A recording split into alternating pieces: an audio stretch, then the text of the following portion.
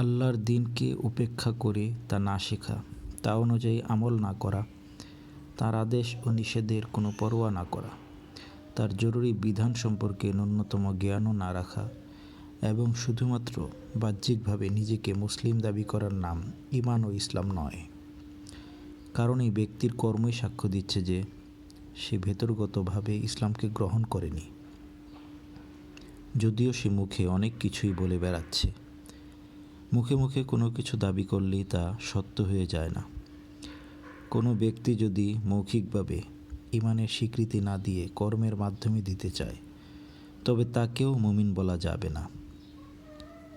কারণ এমন বহু আমল রয়েছে যা কাফির ও মুমিন উভয়ই করে থাকে, যেমন প্রতিবেশীর প্রতি সদাচরণ, মেহমানকে সম্মান, রাস্তা থেকে কষ্টদায়ক বস্তু সরানো, দান করা, পিতামাতার প্রতি সদাচার, আমানত রক্ষা ইত্যাদি।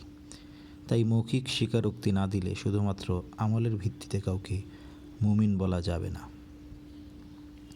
কোনো ব্যক্তি যখন ইসলামী শরিয়ার বিশেষায়িত কোনো বিষয়ের প্রতি আমল করবে, যেমন সালাত, জাকাত, সিয়াম ও হজ ইত্যাদি, তখন বোঝা যাবে যে সে আল্লাহর দিনকে উপেক্ষা করছে না।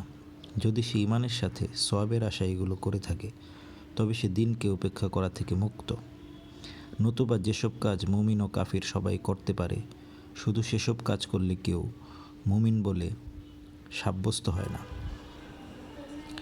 শাইখুল ইসলাম ইবনু তাইমিয়া রহিমাহুল্লাহ বলেন, কোনো ব্যক্তি ততক্ষণ পর্যন্ত আল্লাহ ও তার রাসূলের প্রতি বিশ্বাসী বলে বিবেচিত হয় না, যতক্ষণ না সে ওইসব কাজ থেকে কোনো একটি কাজ করে যাবে যার মাধ্যমে নবীজির শরীয়তকে বিশেষায়িত করা হয়েছে।